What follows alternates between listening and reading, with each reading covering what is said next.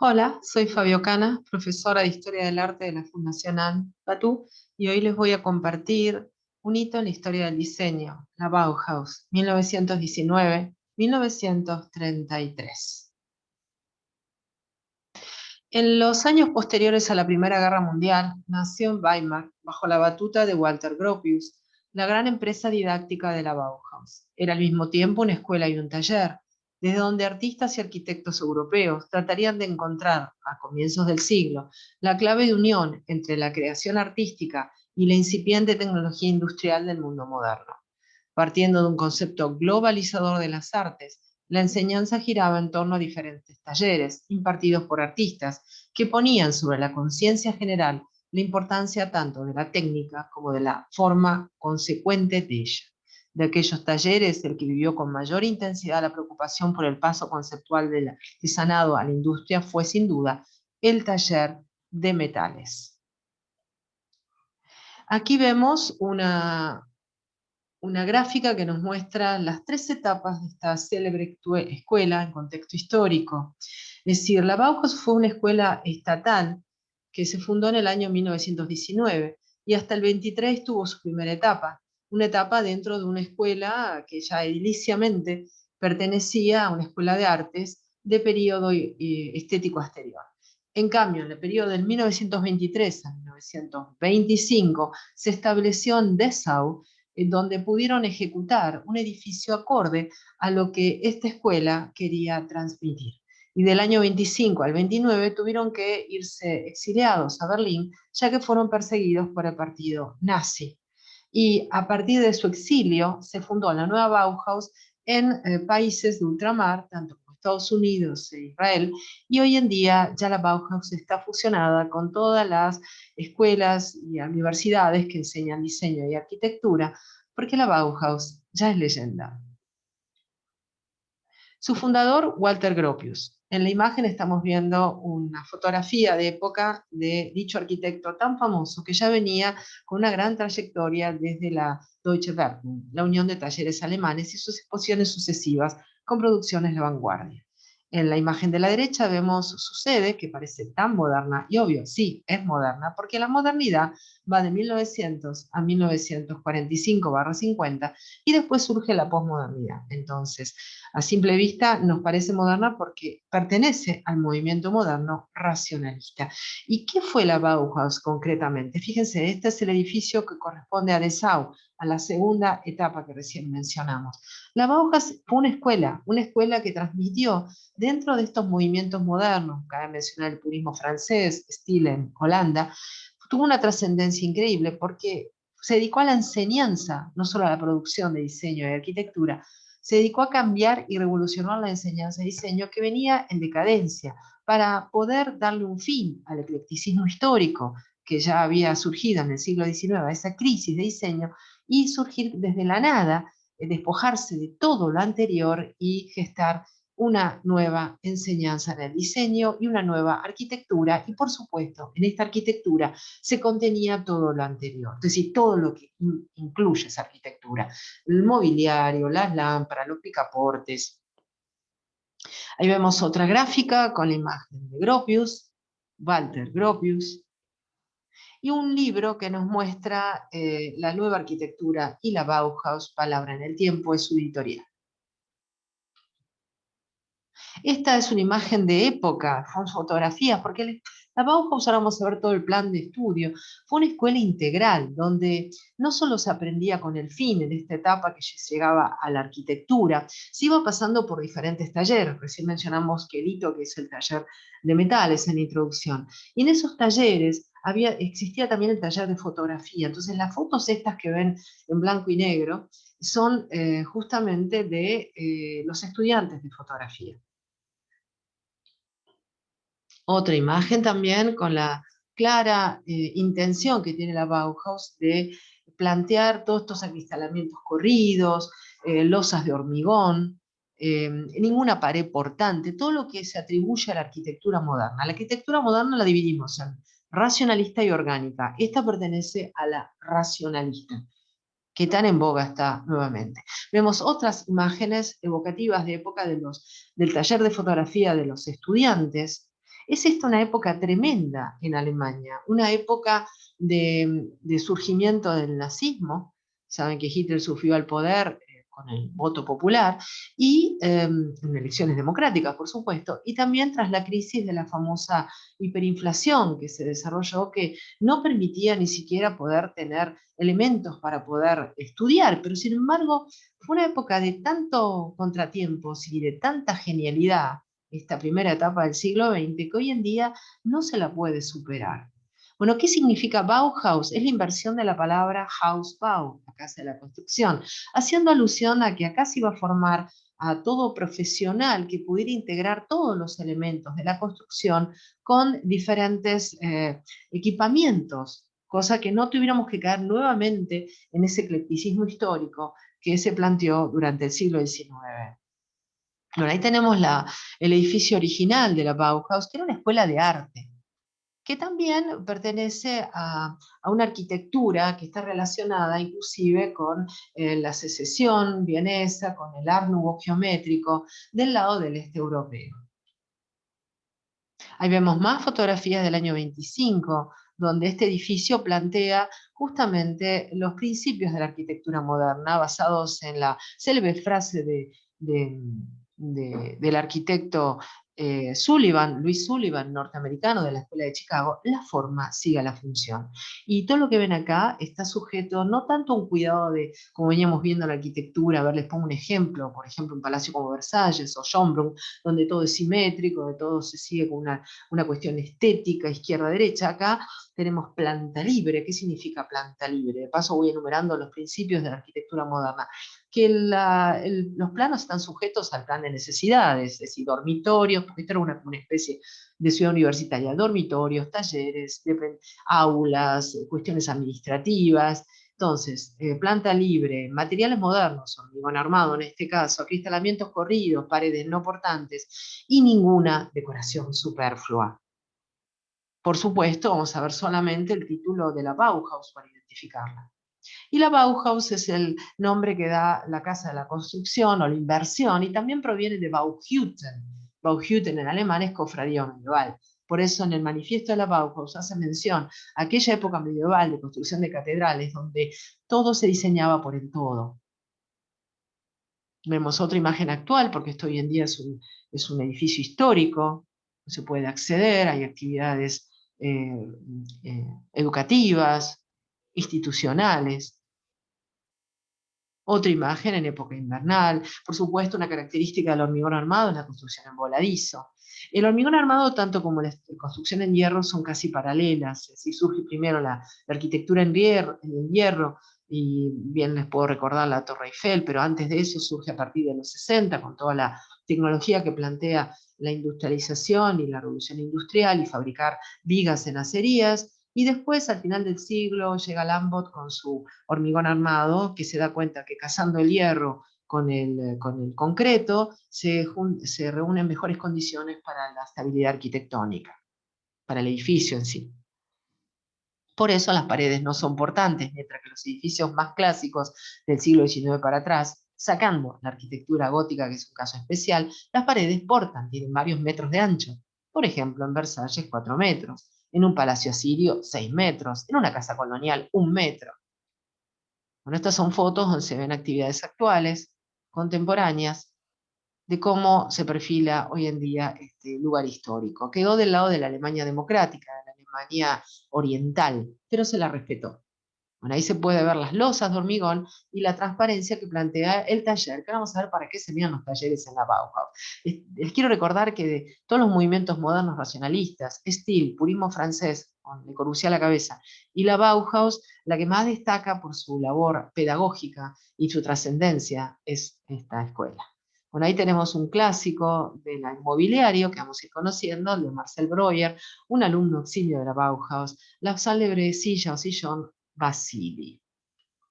Bueno, pero para llegar a esto, miren lo que son estos interiores de época. Estamos hablando, hoy en día las fotos son actuales, pero esto quede tal cual de época, estamos hablando, esto es de Sao, del año 23, y sacando las luminarias, que eran tubitos fluorescentes y recién nacidos, la primera tecnología de tubos fluorescentes, no tenían LEDs como hoy en día, en cuanto a artefacto de iluminación. Sí existían, pero no como bombita hoy en día o lamparita, bastante actual, es decir, totalmente actual. Si uno no dice que esto es del año 24, cree que es contemporáneo o del futuro.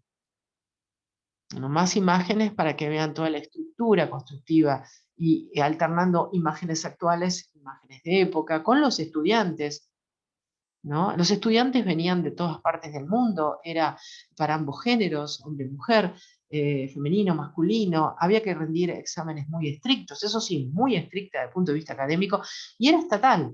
¿Qué hizo Hitler para poder combatirla? Le quitó los subsidios, pero ellos salieron a vender las patentes de lo que producían. Ahora vamos a conocer lo que producían. Y como ya eh, los industriales alemanes venían cargados con todo esto de la Deutsche Werkbund, la unión de talleres alemanes, vieron un futuro en estos productos, patentándolos y diciendo, bueno, esto es el futuro, compramos las patentes. Bueno, estos son diferentes pasillos circulatorios actuales, siempre el acristalamiento corrido, y por supuesto los maestros de la Bauhaus, que ya vamos a conocer, tenían sus residencias. Y cuando uno ve estas casas, está viendo lo que pasa hoy en día, este revival que surge alternativamente, porque la modernidad racionalista tiene sus altos y sus bajos. Es una arquitectura muy rígida, muy fría para muchas personas, pero totalmente funcional, donde, por supuesto, planteada para el norte europeo, donde por eso cuando caen tierras como pasa en Sudamérica, donde el sol es muy fuerte, nos suena difícil controlar la luz solar. Pero en estas latitudes donde se crea esta arquitectura, que por supuesto tiene sus antecedentes, arquitectos como Adolf Loos, ya venimos con los antecedentes previos de la modernidad, con diferentes movimientos, artes y oficios, el Art Nouveau, inclusive el movimiento Shakers, que después se gesta como un hito en la arquitectura y que surge en una comunidad religiosa en Estados Unidos. En fin, esto ya tiene sus antecedentes, solo se concreta a través del siglo XX en la primera etapa con esta modernidad, ¿no? Y por supuesto es una arquitectura muy vigente. Miren, totalmente vigente, más allá de todas las críticas que se le pueden hacer a la arquitectura racionalista desde el punto de vista vivencial, desde el control solar, lo frío que parece, sin embargo, es maravilloso lo que lograron. Aquí tenemos un libro de la Bauhaus, editado por Taschen, editado por, justamente publicado por Madalena Droskle, toda la recopilación que hace, que es la directora del Museo del Archivo de la Bauhaus en Berlín, que surge a partir de los 80. Y es ahí donde se rescata gran parte del material que se pierde porque al ser expulsados o amenazados por el régimen nazi, todo queda disperso. Afortunadamente el edificio se conservó. ¿Ven? Foto antigua, foto nueva, algunos cortes del edificio para que vean el uso de las losas de hormigón y el interior, que son realmente, como corresponde decir, son modernos. Claro, esto es modernidad. No así posmodernidad, que la posmodernidad inclusive se vuelve a la metáfora de los estilos. Y esto va y viene. Hoy en día no es vanguardia este tipo de arquitectura, pero sí es un revival permanente. ¿Qué es la vanguardia hoy en día en arquitectura? Y por ejemplo, la deconstrucción, que es una especie de arquitectura totalmente como quebrada o rota.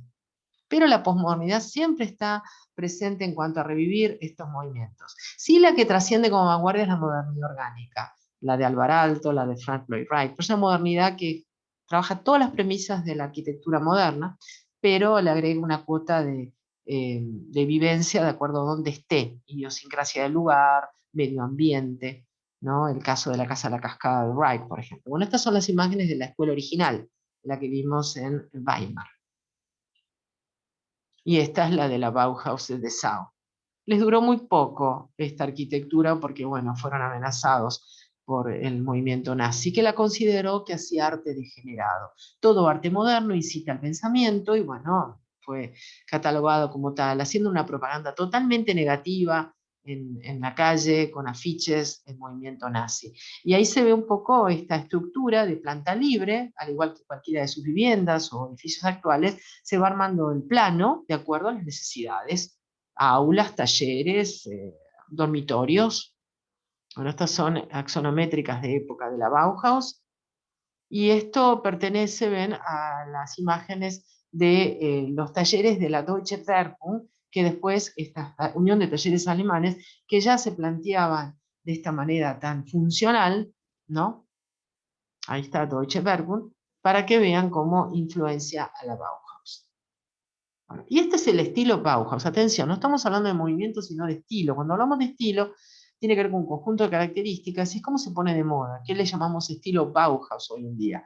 Nos encanta, bueno, la mayoría de la gente le encanta, pero le agrega una cuota de textura, de piel, como se dice en arquitectura, ¿no? De colocarle ese revestimiento. Pero recuerden cómo eran las casas que vimos recién, las originales, donde no debe haber nada, la pared debe estar libre, exponiendo su propio material o revoque. También está el estilo Bauhaus en decoración, ya conoceremos toda esta producción.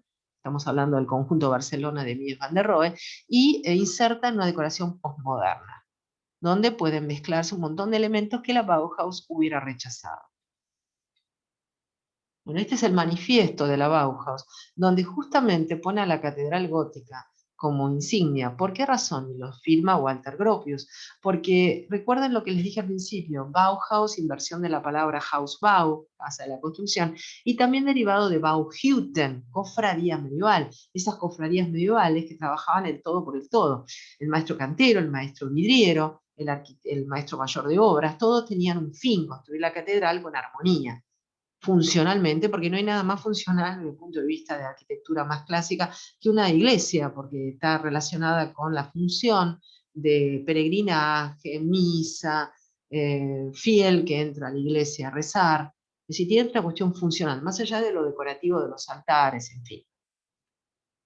Bueno, estas son fotos de época que se ven a todos los estudiantes, y ahí está el choque, ¿no? Cuando uno los ve vestidos, que están vestidos a la moda de la década del 20, están ultra modernos, inclusive las mujeres ya se cortan el cabello, hay una relación de la evolución del papel de la mujer con el tema de la Primera Guerra, la Segunda entreguerras, porque las mujeres muchas tuvieron que tomar justamente las riendas, los hombres se fueron a la guerra, fallecieron en la Primera Guerra, y bueno, se tuvieron que cortar el cabello, empezaron a fumar, se liberaron sexualmente, se acortaron las polleras, ¿no? Ahí se ven imágenes donde podemos ver justamente a Gropius en el medio, y al costado, con anteojos, a el célebre Vasily Kandinsky. Y a todos los profesores eximios que intervinieron en la Bauhaus, como el que está al lado de Kandinsky, con el moñito negro, el sombrero oscuro, es Paul Klee.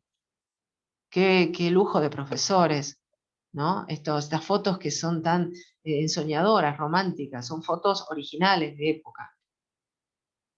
Más fotografías con todos los profesores, alumnos, ellos justamente aprendiendo construcción, porque no solo diseñaban edificios, tenían que saber cómo se construía, más allá que después intervinieran como arquitectos y no como albañiles, pero empezaban desde cero. Esa es la revolución en el diseño. Esto es un afiche famosísimo de la Bauhaus, que dice Bauhaus, exposición de arte en Weimar, julio-septiembre, año 23. Y este afiche va a dar mucho que hablar en el diseño gráfico y va a tener trascendencias, como vamos a ver, en el diseño gráfico actual. Esos afiches contundentes que ya provienen desde la época del siglo XIX, con los célebres afichistas, ¿no? Henri Toulouse-Lautrec, Aubrey Beardsley, Bonnard, que a su vez eran pintores también, y que hacían que de los afiches algo claro, contundente, patente. Si uno ve esto y enseguida le queda en la mente esas letras tan bien claras, esas líneas tan bien marcadas. No es como hoy en día los afiches que son tan confusos. A veces uno ve un afiche y no sabe de qué se trata. La misma propaganda filmada, ¿no? Es tan metafórica o tan complicado, retorcida. Y bueno, este es un afiche concreto, más afiches de la época de la Bauhaus. Y atención, aquí tenemos a los alumnos disfrazados con los atuendos de teatro, porque también va a tener el teatro la Bauhaus. Más afiches y estampillas con la letra, la tipografía característica de la Bauhaus, que la van a encontrar inclusive en el Word actual, en el paquete del Office, ¿no? Y vamos a ver cómo se estudiaba en la Bauhaus, de qué se trata esto, cómo revoluciona la enseñanza del diseño y la arquitectura. Bueno, este es el folleto en alemán, vamos a ponerlo si quieren, a ver, en inglés. En el centro, la palabra Bau, la palabra construcción. Eran 4 etapas de enseñanza que se hacían a un ritmo bastante acelerado, supónganse que se hacía semestralmente, y el curso básico, que estudiaba elementalmente la forma, y hacían talleres sobre esto. Es lo que hoy en día en las escuelas de diseño, o en la arquitectura o en otras disciplinas de diseño, se estudia como morfología, como visión, vieron estas materias sueltas que los alumnos, yo como profesora de diseño también te dicen, che, ¿cuándo vamos a agarrar un plano? ¿Cuándo vamos a ir directamente ya concretamente al diseño? Que estamos haciendo todas estas cosas abstractas o previas. Y justamente esa revolución que hace de empezar a ver las formas básicas, de relacionar la forma y el color, que nos permiten abrir los caminos. Cuando lleguemos concretamente a diseñar algo, ya tengamos toda la preparación previa. Entonces, la primera etapa, la segunda etapa, donde intervienen artistas como Paul Klee como profesores, o Wassily Kandinsky, ¿no? Estudio de la naturaleza de los materiales, estudio de la composición, en la segunda etapa, y una vez que exámenes muy estrictos, la escuela era gratuita, hasta que, bueno, ya saben, Hitler le empieza a cortar, dieron el subsidio estatal, y es ahí donde los alumnos, en plena hiperinflación, con un problema gravísimo económico que sufre Alemania, que es famosa en la historia del diseño, en la historia de economía, su hiperinflación, que se decía que un huevo costaba 3 millones de marcos, un lápiz 2 millones, que se emitía moneda para pagar las costas que le habían infligido Alemania por la Primera Guerra, y que la gente empapelaba los paredes con los billetes, no valía nada los billetes, y en ese caos absoluto, en esa decadencia moral, surge un diseño espectacular. Es decir, que de la crisis surge la creatividad, ¿no? Y eso pasa en toda la historia del arte y el diseño, obviamente. Bueno, una vez que uno pasaba estos talleres, o los ejercicios que le daba el famoso Kandinsky a los alumnos, se pasaba al taller de materiales, ¿ves? Vidrio, color, textiles, metal, madera, piedra, yeso, donde se le enseñaba al alumno, de acuerdo a unos tutores que lo guiaban, eso también es revolucionario, que haya unas tutorías, ¿qué era más afecto? Vos vas a diseñar muebles, bueno, andate al taller de metales y madera. Vos vas a diseñar gráfica, andate al taller de color, por ejemplo. Y una vez que pasaban ese taller, ya entraban al taller de arquitectura. Una sola contra, diríamos, de igualdad que tenía la Bauhaus es que Gropius consideraba que la mujer podía introducir nuevamente el espíritu romántico al diseño, entonces no las dejaba pasar al taller de arquitectura y se recibían a final de los talleres.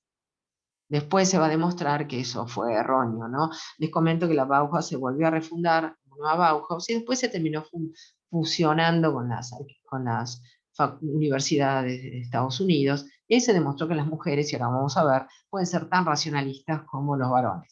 Y mire qué lindo esto, el arte viene primero. Si uno ama el arte, todo viene después, ¿no?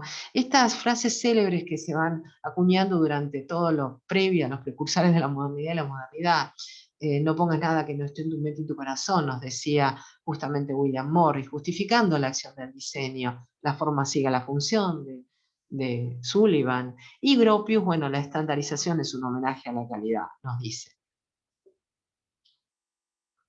Y aquí tenemos un afiche de época mostrando una exposición de acuarelas de Kandinsky. Kandinsky, un profesor pero célebre de la Bauhaus, y gran artista plástico, integrante del movimiento der Blaureiter, jinete azul, y impresionismo alemán. Bueno, esta es una litografía de Kandinsky, gran artista de la abstracción, total artista de la abstracción, aunque surgió de este movimiento expresionista y de la figuración. Y a través de estas litografías podemos entender qué clases de ejercicios le daban a los alumnos.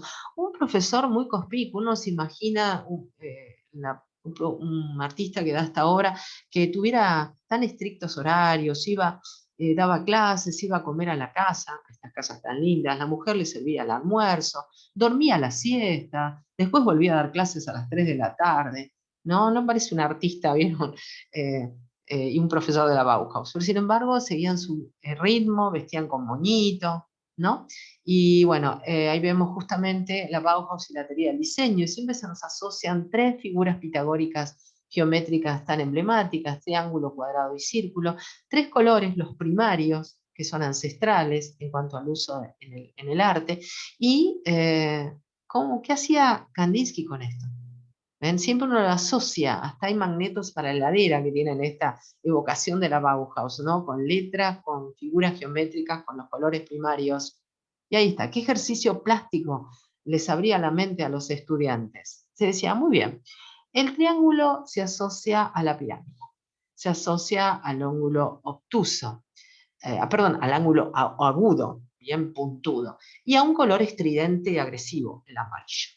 En cambio, el cuadrado se asocia al ángulo recto, a la estabilidad, al color rojo, que vieron es pregnante y avanza. En cambio, el círculo se asocia al ángulo obtuso, a la esfera y al color azul y volátil. Bueno, una vez que ustedes, le decía a los alumnos, procesen esto que siempre lo han tenido en su mente, los invito a que cambien las reglas, que dibujen cosas cuadradas en amarillo, azules en forma triangular, y el producto de eso dio un gran ejercicio que abrió la mente a los alumnos, dando después un buen resultado. Miren aquí en esta caricatura, estos pajaritos, ¿vieron? Se van transformando y resulta que el pajarito cuadrado es azul, difícil volar así, que vuela el pajarito amarillo, y que queda establecido el triángulo en color rojo con el pajarito sentado.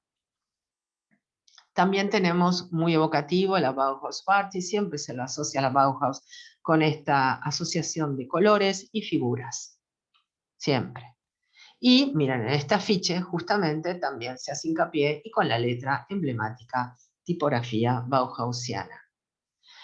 Hablando de color, justamente el profesor estrella de la Bauhaus fue Johannes Itten. También fue un artista consumado y que enseñaba toda la teoría del color que conocemos, procesada desde el siglo XIX, los primeros artistas como Delacroix que tenían un círculo cromático.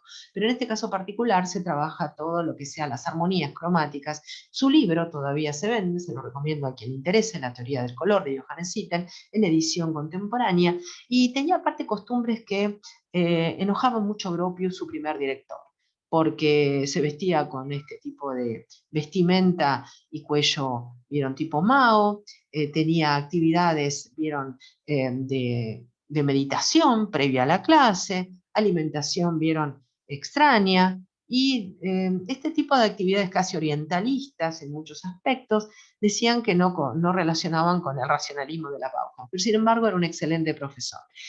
Cabe decir que fue una escuela de mucho pensamiento y disenso, lo que también favoreció que Hitler lo utilizara como una excusa para disolverla, porque había, como corresponde sanamente, discusión entre los profesores, los alumnos, diferentes intercambios, hubo muchos cambios de dirección de la Bauhaus.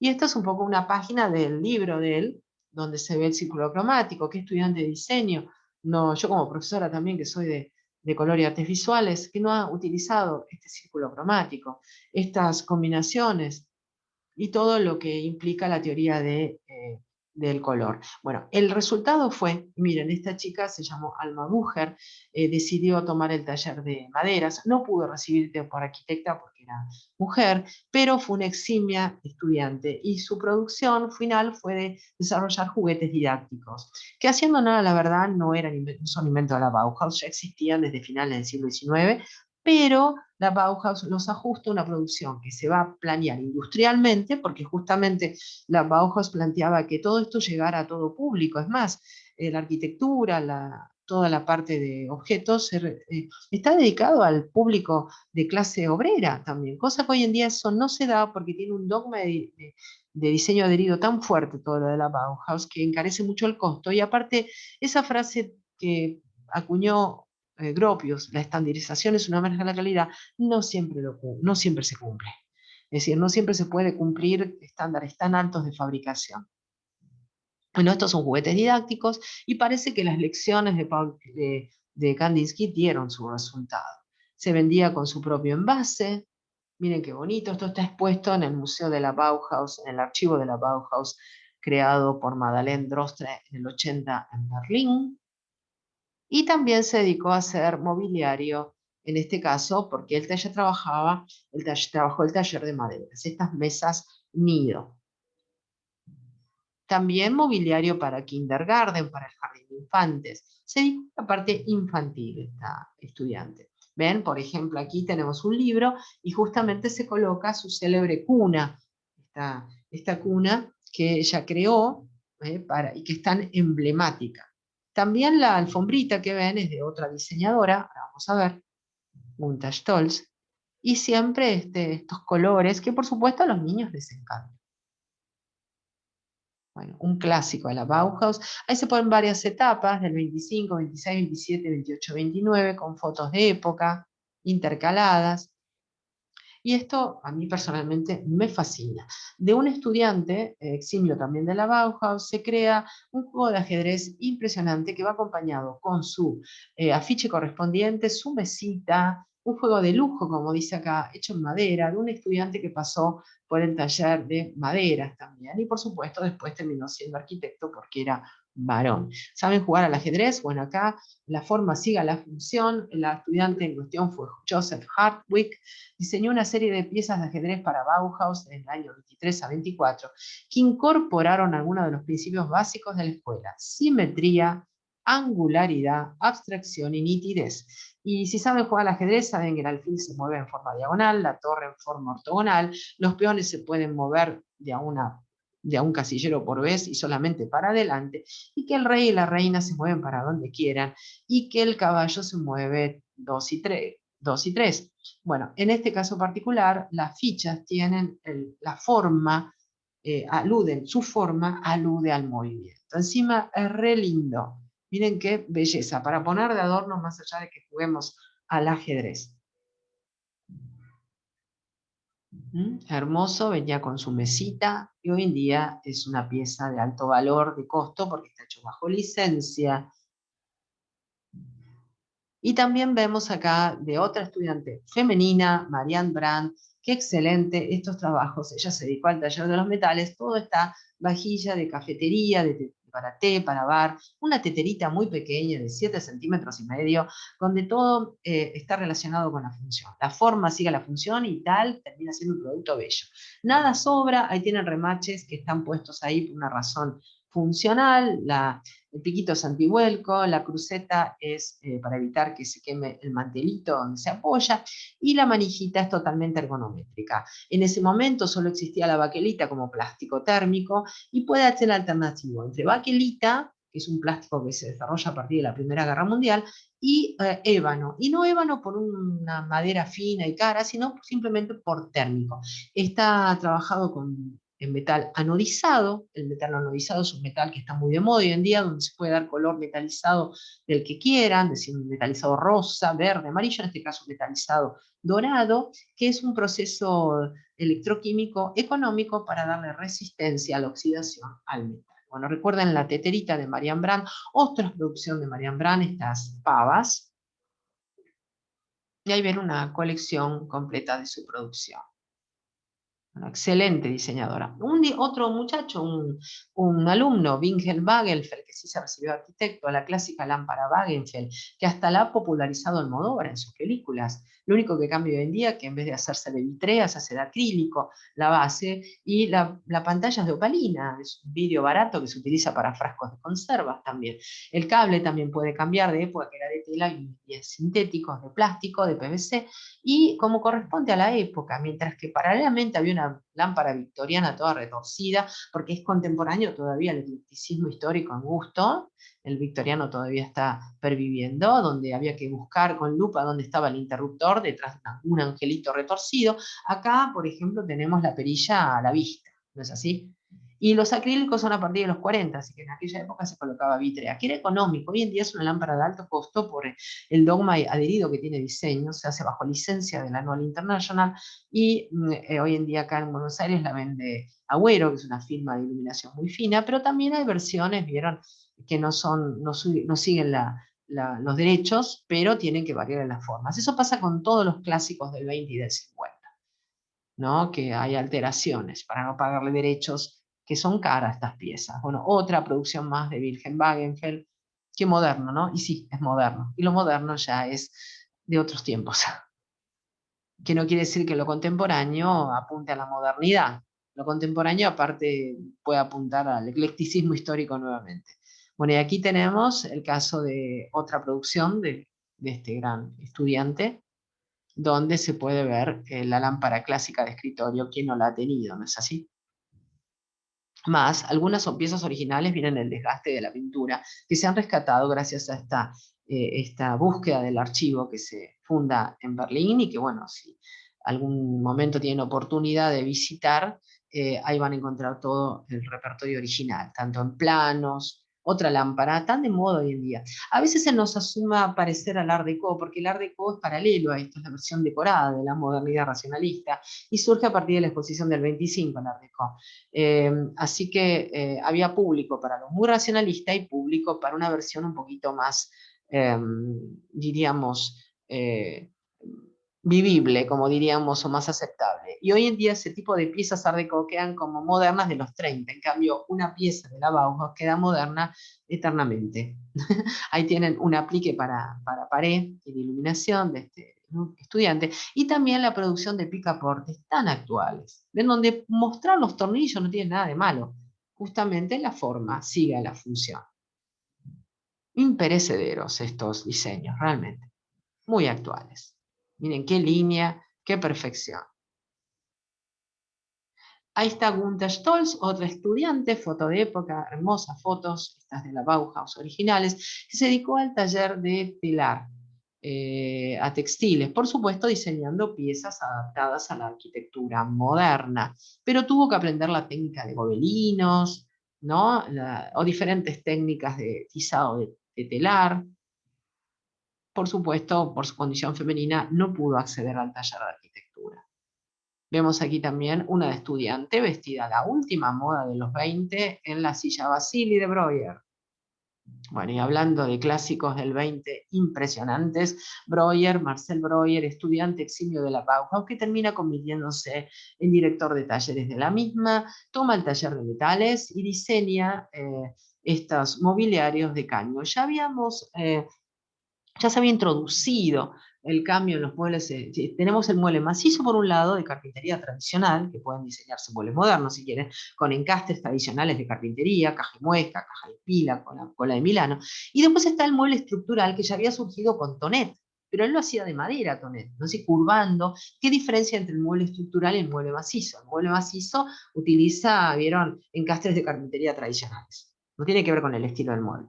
En cambio, el mueble estructural dobla y atornilla o clava, y no utiliza encastres. Y bueno, es lo que hace Marcel Breuer y otros diseñadores más, que dicen, bueno, si puede haber, vieron, una estructura como de bicicleta, como a él le pasó, inspirándose en el manubrio de bicicleta, saca esta bella silla o silloncito, ¿por qué no se puede curvar el metal? Para al público en general esto le costó aceptarlo, le pareció demasiado inhumano. Hoy en día es normal ver muebles de caño doblado, ¿no? Pero no olvidemos de Tonet también, ¿no? Bueno, comodísima, eso sí, con licencia. Si es bajo licencia, está re bien diseñada. Si tiene que variar las medidas para no pagar licencia, ya no es lo mismo. Bueno, acuérdense la silla Vasili, en honor a su profesor favorito, Vasily Kandinsky, de Marcel Breuer, que también tiene mucha producción. ¿Ven? Puede aparecer en varios colores hoy en día. Y también Albers, otro estudiante eximio, pero en este caso vemos que la trabaja en madera, que en este caso tiene encastres de carpintería tradicionales, más allá de que hay piezas atornilladas. Hay una combinación. Se revoluciona totalmente la historia del mueble a partir de todos estos conceptos y a partir de Tonet, obviamente. Bueno, si hay un clásico célebre del 20, se habla de clásicos del 20 y de clásicos del 50 en mobiliario. Cuando son clásicos del 20 integran, diríamos, toda esta modernidad racionalista y tanto orgánica, de varias producciones de producción orgánica, y llega hasta el 45. Y los clásicos del 50 son del 50 hasta 1970. Y en cualquier negocio actual de venta de estas piezas te hablan de clásicos del 20 y de clásicos del 50. Esta integra los clásicos del 20. Y bueno, esta pieza, Barcelona 29, del año 1929, fue hecho para el pabellón Barcelona, ese pabellón que se hizo en la ciudad de Barcelona, que hoy se volvió a resurgir en los 90 porque se había desmantelado. Esas exposiciones internacionales, de las cuales la más célebre, las dos más célebres son la exposición del 89, de 1889 de la Tour Eiffel, conmemorando los 100 años de la Revolución Francesa, y la exposición del 25 del Art Deco. Se hacían cada 4 años. Y esta se hizo en el 29 y Alemania se presentó con el pabellón diseñado por Mies van der Rohe y su conjunto decorativo. Ese es el pabellón. Les comento que Van der Rohe ya era arquitecto consumado y fue profesor y después último director de la Bauhaus, ¿no? Después de Gropius. Y ese pabellón, que era un pabellón para visitar, todos los países presentan en estas exposiciones, que hoy todavía existen, se presentan con su tecnología, con sus productos. La misma Argentina exponía en estas épocas y que exponía, bueno, materia prima, no estábamos con el tema más tecnológico, y Alemania presenta este pabellón que presenta todas las características de la arquitectura racionalista, en especial la de Van der Rohe, que es un poquito más opulento al resto de los arquitectos, ¿no? Planta libre, materiales modernos, eh, circulaciones relacionadas con el armado del ambiente, equipamiento totalmente acorde. Y en el caso de Van der Rohe, voladizos, es una característica del hormigón, ¿no? El voladizo es lo que sobresale sin sostén. Pero en el caso de Van der Rohe, les diría como arquitecto, era más solicitado por la clase media alta y introducía cierta opulencia con paredes de mármol, unas placas de mármol. Siempre espejos de agua. Es un pabellón de exposición para recorrer, pero tiene todas las características de la arquitectura de Van der Rohe. Hay una escultura ahí de Mayol, y fíjense los acristalamientos característicos de color fumé de Van der Rohe, que se ven hoy en día en los edificios que dieron legado a través del edificio Seagram de Nueva York, de la década del 50, y todos los perfiles metálicos combinados con hormigón. Esto es una intervención actual del arte contemporáneo que se puso a colgar ropa a algún artista. Bueno, siempre el arte contemporáneo da este tipo de instalaciones. Otra toma para que vean, en este caso estamos hablando de esa mármol serpentinita, de color verde negruzco, y otros mármoles marrones que vemos adentro, y también travertino, que es todo lo que reviste el resto de los suelos y paramentos. Y ahí se ve el equipamiento, ¿no? El equipamiento, por eso se llama Barcelona 29. Estaba planteado para que los reyes de España se sentaran aquí, pero no lo hicieron porque se vieron abrumados ante tanta modernidad, viniendo del Palacio en Madrid todo rococó, imagínense. Y dicen que Van der Rohe era un personaje bastante pedante. Les comento que venía de origen humilde, era hijo de obrero alemán y ama de casa alemana, pero logró formarse como arquitecto y recibirse. Y en este caso particular dice que él estaba en el stand y cuando una persona como nosotros, una persona cualquiera, quiso sentarse para probar, le indicó que se levantara. Por favor, no es para gente como usted, le dijo.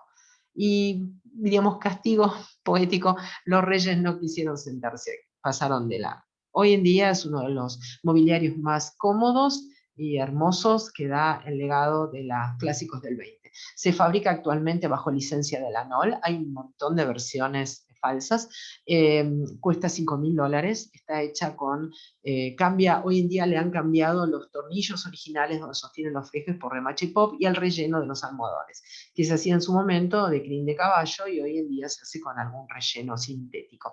Lo que es impresionante es la cruceta esa, que es una pieza única, toda pulida, pulimentada, en acero niquelado cromado, y que me han contado algunos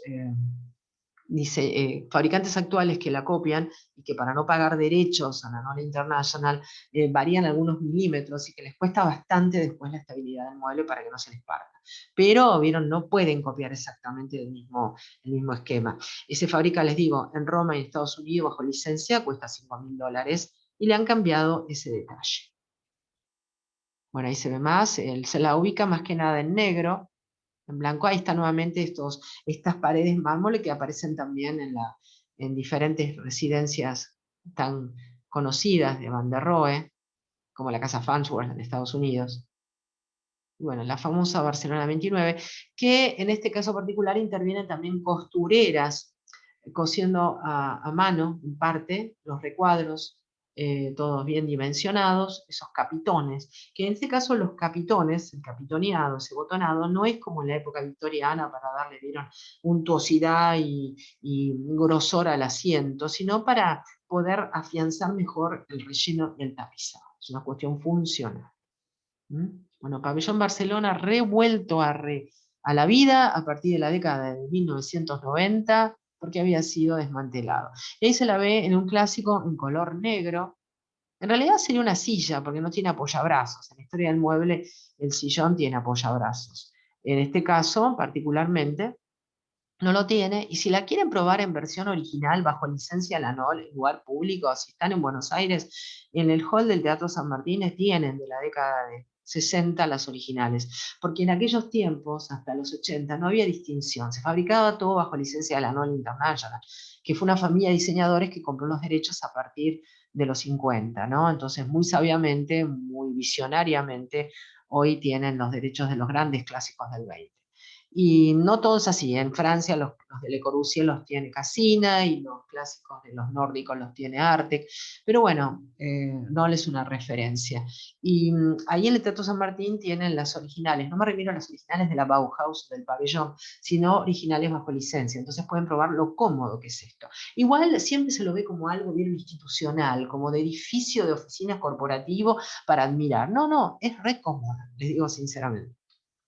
Viene con todo el completo, ajuar, ¿no? Banqueta, diván, el sillón del psicólogo, podría ser, ¿no? Esta chaiselong moderna.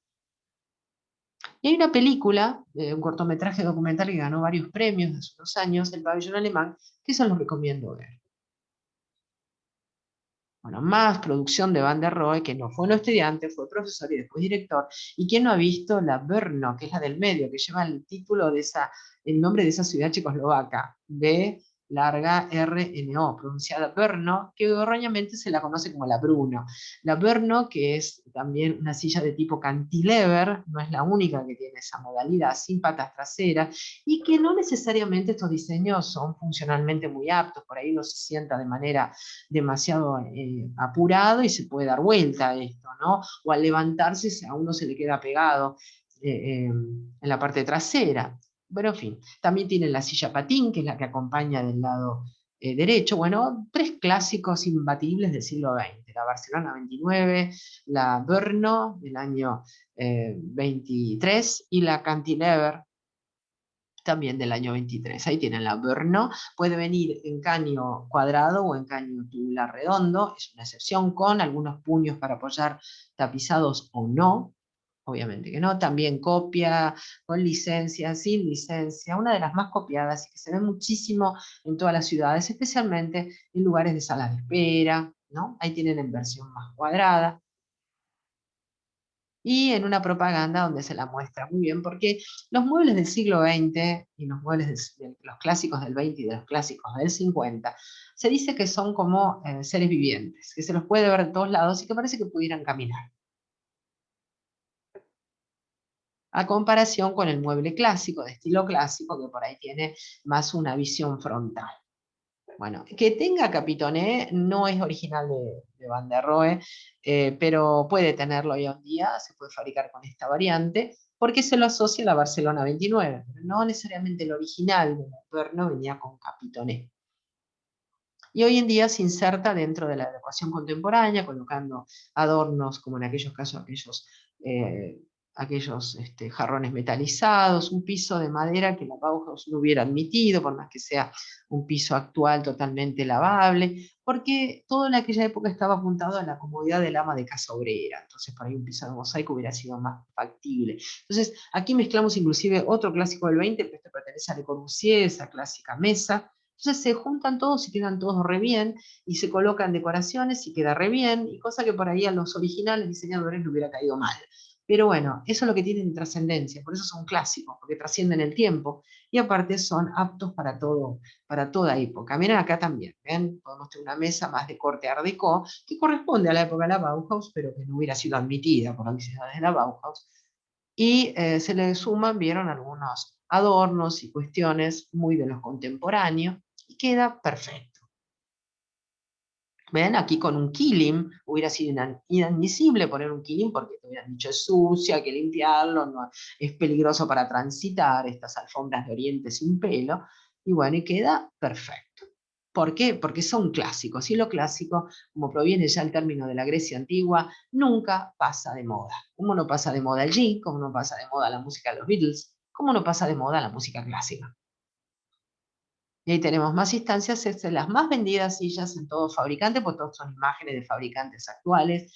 para el mundo del comedor actual, del conjunto de comedor, ¿no es así? En rojo, en blanco y negro. Ahí que lo vemos en una foto histórica a Ludwig Mies van der Rohe, cariñosamente le podemos llamar Mies, los que amamos el diseño, y vemos que tiene en un ámbito que viene con boiserie clásica, neoclásica, con los cartuchos, las guardas decorativas, aparece sobre una alfombra de esterilla, la cantilever, una mesa también totalmente racionalista, unos cuadritos y queda perfecto. Y ya en aquellos tiempos él la tenía en su residencia porque estas fotos de Estados Unidos, ¿vieron? Se van empezando a integrar los estilos, por eso hoy en día tenemos esta ensalada que queda tan bien.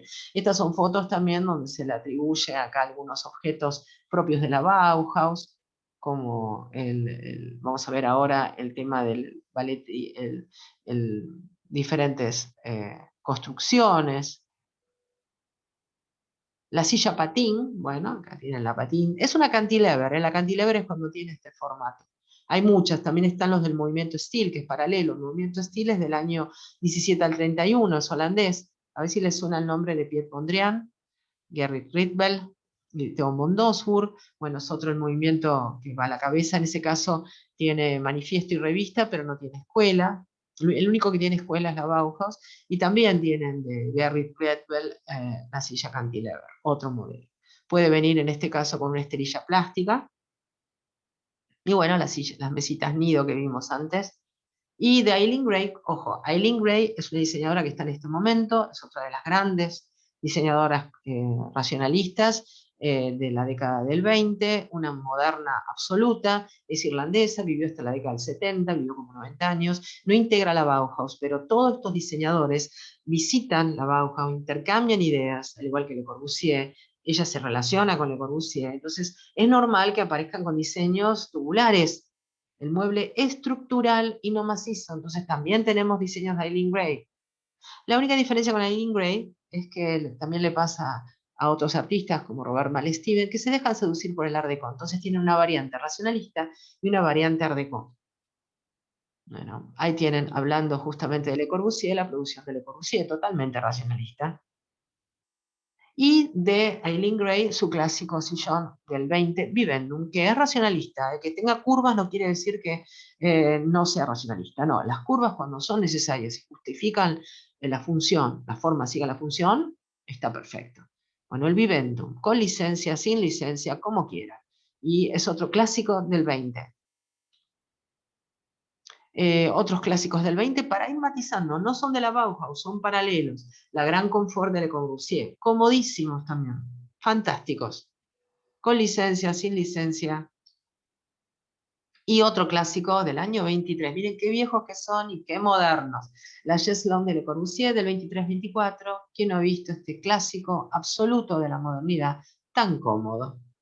En caño cromado. Y volviendo a la Bauhaus, otras actividades que los alumnos, parece que a pesar de la situación tan tremenda que está viviendo Alemania y los nazis encima acosándolos, se dedicaban a divertirse y a esparcirse también aparte de sus estudios, y muy seriamente, porque todo se tomaba de una manera estrictamente académica, el ballet triádico. Diríamos que es una de las fotos más evocativas de la Bauhaus y más trascendencia tuvo estas actividades. De la mano de Oskar Schlemmer se gesta estas actividades que tienen que ver con la danza, con música contemporánea de Hindemith, rara, atonal, y vestidos y atuendos hechos por los propios alumnos que pasaron por los talleres para poder realizarlos. El ballet triádico, todo es tres entradas, tres cuadros, tres colores.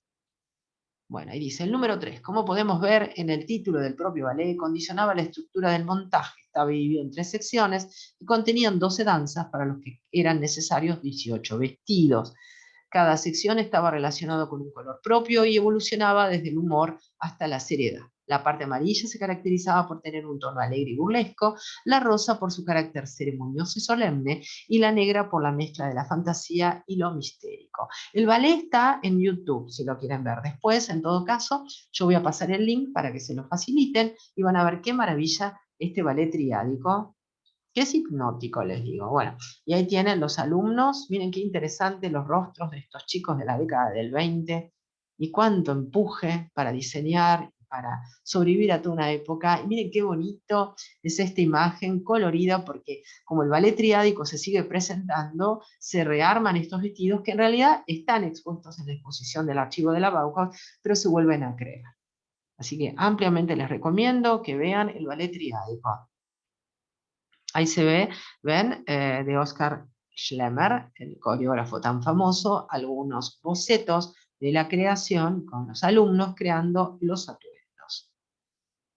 En acá se ve una imagen, un GIF para que vean en movimiento, así los estimulo para que puedan ver el ballet, que está en línea. Ahí se lo ve una imagen de época, una fotografía del taller de fotografía de la Bauhaus con todas las líneas, los lineamientos que iban formando el movimiento de esta coreografía tan contemporánea. ¿Ven? Los mismos alumnos con los atuendos en la terraza de la Bauhaus, de Dessau, posando.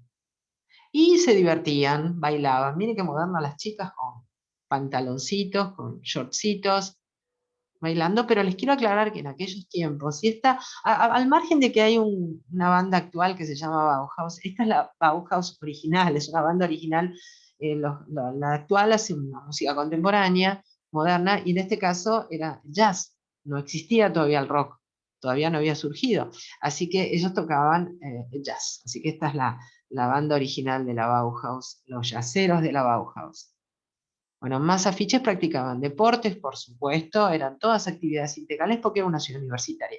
Y algunas caricaturas, ven, que se hacen de Hitler y el partido nazi. Esta es la tipografía, la misma tipografía que yo estoy usando en estos archivos para ilustrar, para ponerle el título a las imágenes. La Bauhaus 93 del Office.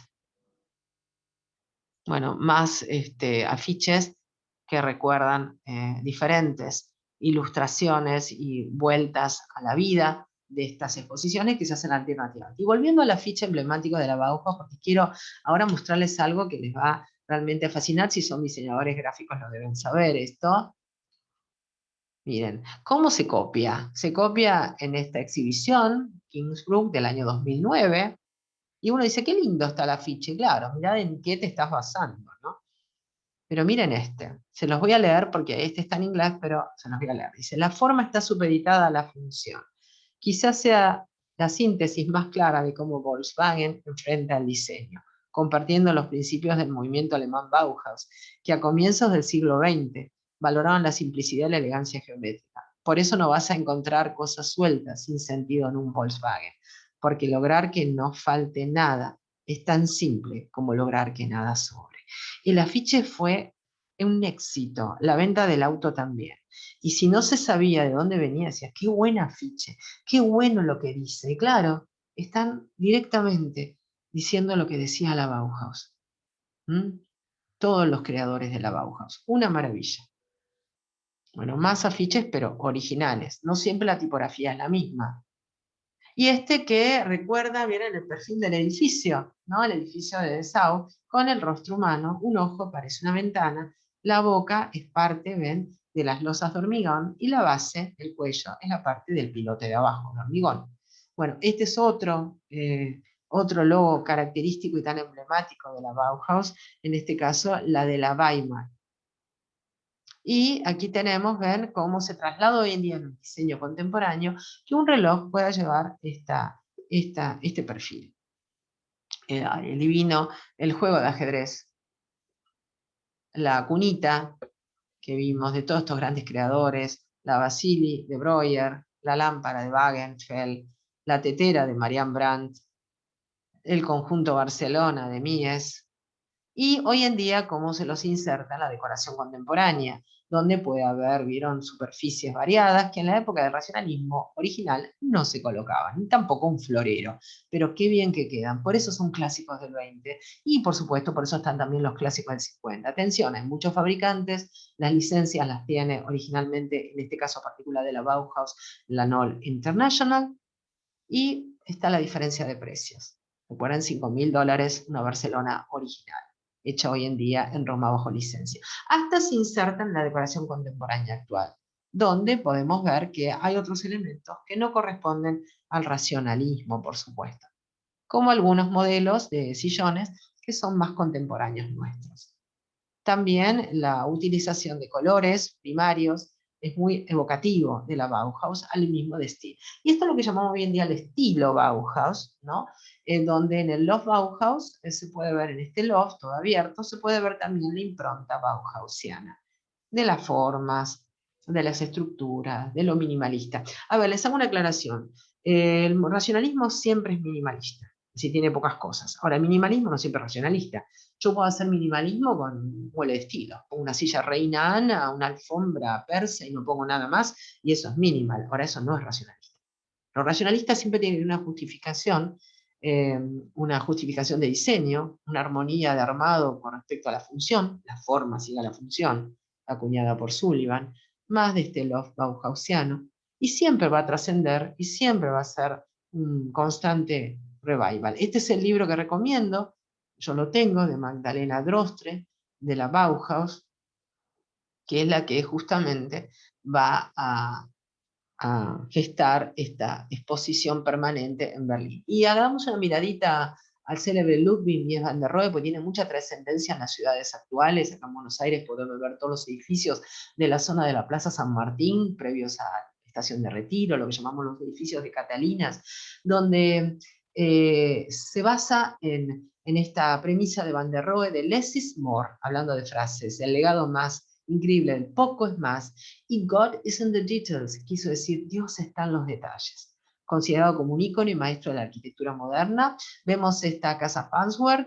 que está en Estados Unidos, en su etapa después, cuando él se exilia a Estados Unidos, está en Illinois, en la orilla del río Fox, ¿no? Año de diseño, construcción, año 46 a 51, materialidad, acero y vidrio, superficie 342,2 eh, eh, kilómetros cuadrados en total, todo el predio. La casa, por supuesto, mide menos, y un estilo racionalista total. Vamos a ver un poquito, que es una de las mejores 100 casas del siglo XX. Tiene sus críticas, sí, por supuesto. Siempre hay un disenso con respecto a la modernidad, pero miren el plano y nos hace acordar un poco a lo que nos planteó en el pabellón Barcelona 29, ¿no? Esto sí, es una vivienda,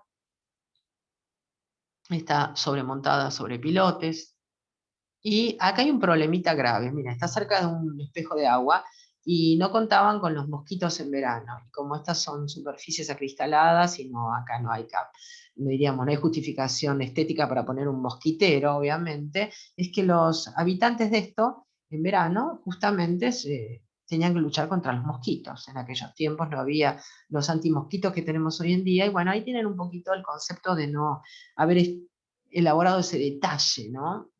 Pero bueno, se lo perdonamos, es divina, es perfecta y es muy racionalista y muy Van der Rohe, porque tiene esa cuota de opulencia que le dan los revestimientos, que se destaca un poco de lo estándar de lo racionalista, ¿no es así? Bueno, más ahí de la casa Farnsworth, algunas renders actuales, y el edificio Seagram. Por eso les digo que los edificios que vemos en las ciudades, este está en Nueva York, eh, y acá vemos en Buenos Aires también Avenida de Mayo, zona de Catalinas y demás. El edificio Seagram es un emblema de ellos, aunque hoy en día está considerado un edificio antiecológico, porque es un edificio que necesita, está totalmente cerrado, necesita calefacción, aireación y refrigeración forzada. Afortunadamente hoy tenemos construcciones donde las aberturas permiten ser abiertas, y también está el tema de limpieza de vidrios, ¿no? Acá hay alguien que se cuelga para limpiarlo periódicamente. Tienen una plaza privada, pero que a su vez es pública, es decir, abierta al público, pero que se accede al edificio, vieron, con una especie de cuestión pública donde se exhiben, por supuesto, sus mobiliario que están, por eso les decía que es muy corporativo este estilo de muebles de él, y después todos los edificios de oficinas que de noche se encienden, vieron, y se puede ver a través de los cristales, y de día a través del reflejo no se ve. ¿Ven? De noche sí, de día no, son unos vidrios como polarizados, siempre de tono cobrizo, con toda la parte del metal también en esa tonalidad, ¿no es así? Bueno, ahí se ve diferentes tomas en una maqueta del Seagram, que es un edificio a tener en cuenta del diseño de Van der Rohe. Ahí se lo ve a Van der Rohe justamente mirando desde el balcón, desde la ventana de otro edificio, no solo su edificio, sino el célebre Empire State, que es de época también porque es Fres Art Deco. Bueno, y ahí se ve, miren esta imagen, les muestro el efecto que causa de noche. De día no se ve lo que pasa por dentro, pero de noche sí. ¿Ven? Ahí se ve de día. Y por dentro, bueno, grandes espacios. Dicen que los empleados de estos edificios les cuesta muchísimo a veces adaptarse a tanto acristalamiento porque no da contención. Eso es lo que pasa con la arquitectura racionalista, ¿no? Ahí se ve detalle más de cerca, ¿no? Bueno, y por último les voy a mostrar esta postal del 2018, yo aquí con mis alumnos, que visitamos una exposición que se hizo en el Museo Nacional de Arte Decorativo, acá en Buenos Aires. El mundo entero es una Bauhaus, una exposición hermosa que trajo maquetas, productos, ahí mis alumnos y yo sentados en los asientos, y así pudimos probarlos. Y en un ámbito tan clásico y tan, diríamos, francés como es el Museo Rasuris, el Palacio Rasuris, esto quedó impecable ahí, con los diferentes salones, toda la muestra. Una excelente exposición. Bueno, los dejo y espero que les haya sido útil esta clase y les voy a anexar, por supuesto, después el link para que les envíen sobre el ballet triádico. Y bueno, muchísimas gracias, se agradece su atención.